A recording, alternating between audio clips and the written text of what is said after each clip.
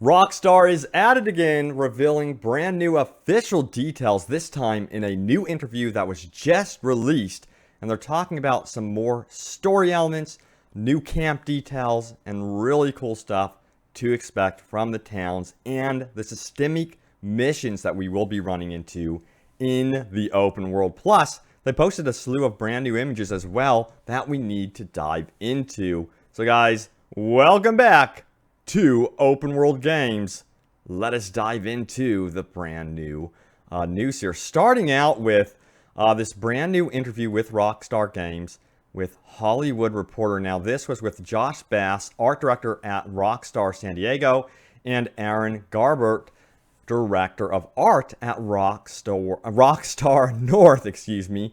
So let's see what they had to say. You know, there were some interesting comparisons in this also to GTA 5 that we will be getting into. But first of all, this is one of the highlights from Bass. He says, in Red Dead Redemption 2, you get to see that gang, including Marston, at the peak of their notoriety and at the very moment things begin to fall apart.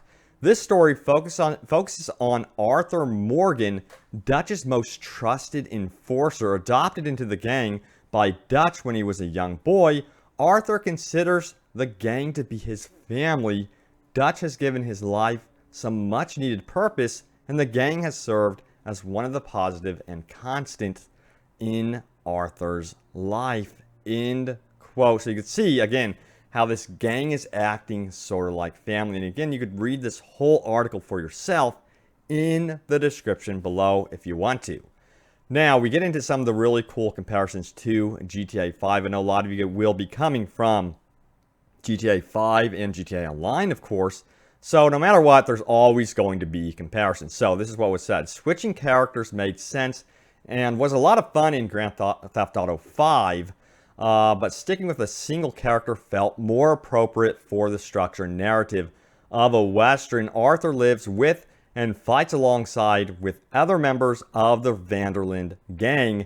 And they are a group of fully realized characters with relationships to each other and to Arthur. But this is Arthur's story, and we are placing players firmly in Arthur's boots as he and the gang deal with a rapidly changing world. We think people will really love the feeling of being in the gang. It isn't like anything we've done before. I'm totally hyped for it. I can't wait. It seems like they really evolved the gameplay mechanics from GTA 5 around this gang, around this camp, which I'm excited for. And again, it sounds like one of the gameplay themes with this one is going to be migration. So I think that's going to be really fun and really cool. Now, next up, we have more comparisons to GTA 5. It says Grand Theft Auto 5 is set at a pretty high benchmark for us as a company, but even with PlayStation 4 and Xbox One versions of the game, were based on technical concepts from the PS3 era. Red Dead Redemption 2 is our first game for the latest generation of hardware and was an opportunity for our teams to upgrade every single aspect of our approach to game design at once, from graphics and lighting to AI to weather, sound and score, facial and body animation, and more.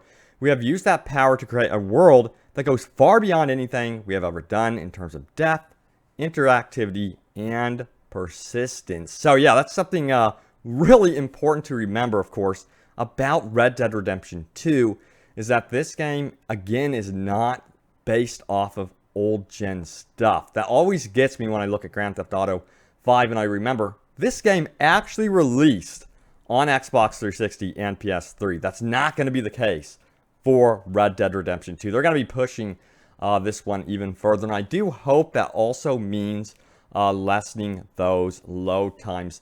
But in here, they did talk about upgrading the graphics and lighting. I mean, just look at the lighting engine in some of these shots. You've got a lot going on compared to what we've ever had before, and that's something I'm totally hyped about, is the differences between all of the different lighting techniques they will have on offer. And it seems like this is also going to influence gameplay, as they've given teases previously that you can expect things to change dynamically dependent on whether it's day or night. And remember, there's going to be a wide variety of stars in the sky, as you can see there. Perhaps treasure hunting will be based off the stars themselves. Okay, let's move on. Let's take a look at this one. It says, it's the sense of life the game has that most sets it apart. When you first enter a town and you see the townspeople going about their business, building houses, selling papers, hanging out, you can instantly tell that we've never experienced this detail in an open world game before, where you see a shack on a hill and you know there is something interesting for you there. Maybe you will break in and stumble onto a mystery, or meet the owner and end up getting tangled in something. I think that's where you can tell that it's a new territory, when you are not even sure if you've done was a mission or not. When all the systemic parts of the world come together with our scripted content in the right ways, it's kind of incredible, end quote. That was one of my favorite things to do in Red Dead Redemption 2, was to stumble upon a stranger in distress, and then, you know, you would keep going, you would stumble upon another stranger that's in distress, but they're really betraying you, they're setting an ambush. I thought that was so creative, so I'm hoping, and it looks like, of course, they're going to be expanding upon this in a big way. And it also sounds like that train robberies will be part of some of these side activities too. So that's going to be super important, because that was really lackluster, of course, in the first Red Dead Redemption. I felt like they totally missed out on the opportunity with those train robberies. But, you know, remember, we did hear about that private gameplay demonstration, which is still going on. They're still showing stuff coming up here in Australia and elsewhere around the world in private demonstrations. But the gist of it was the game kind of looked boring, and they just showed, you know, exploration and stuff. But for me personally, the biggest draw to this game is, look at this. I mean, it's going to be just the exploration, because this world looks just absolutely stunning. So that's something I am totally hyped for. It's just getting on my horse and going exploring. And of course, you're going to be able to upgrade your horses too.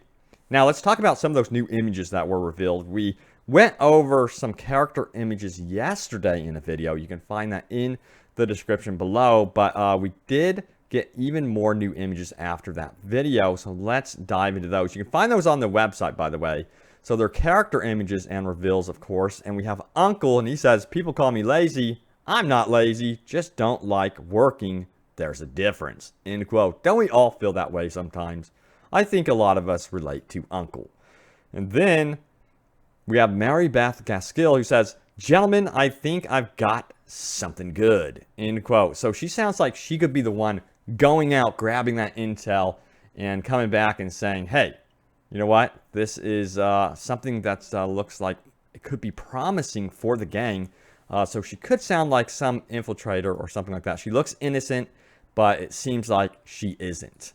And then we have Lenny Summers. It says, "Living free out here like this, I wouldn't have it any other way," end quote. Now, that's actually interesting. There could be themes of racism in this game, and it could be that this gang is offering some respite for, you know, anyone that is overwhelmed by racism or is a victim of that racism. So that's something that could be a very interesting dynamic with the gang members. And then we have Hosea, Trilani, I believe it is. He says, "How can romance ever be silly? It's all we have," end quote. And it sounds like he's a shyster. He sounds like a womanizer, a ladies' man. So that's going to be interesting. And he looks like, personally, by his clothing, he might be one of the gang members that's kind of well off, kind of rich perhaps, because here we see, yeah, you see that clothing. That's definitely going to be interesting to see for sure. Now, I don't know if he is in the gang, though, or if these are just characters being revealed. So we will see. Next up, we have Sadi Adler, who says, "Nobody's taken nothing from me ever again," end quote. So the Wild West has not been kind to her at all, it seems. She's sick of it. She wants a family that will defend her. And it sounds like her views align with the camps and the gangs as well. Next up, we have Reverend Swanson, who looks like a drinker. He says, "I had some real suffering and I lost everything, my vocation, my faith, my family," end quote. So he's basically in trouble here. And again, it's going to be quite interesting to see the dynamics between some of those that are more religious in the group, because we've seen indication of that in past characters. Again, You can find those past characters in the description below. But yeah, get hyped. There will be more coming from Red Dead Redemption 2.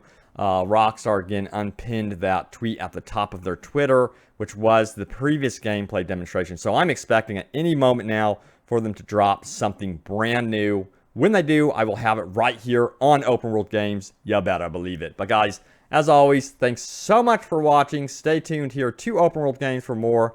And I will see you guys soon enough in the Wild Wild West. See you guys later.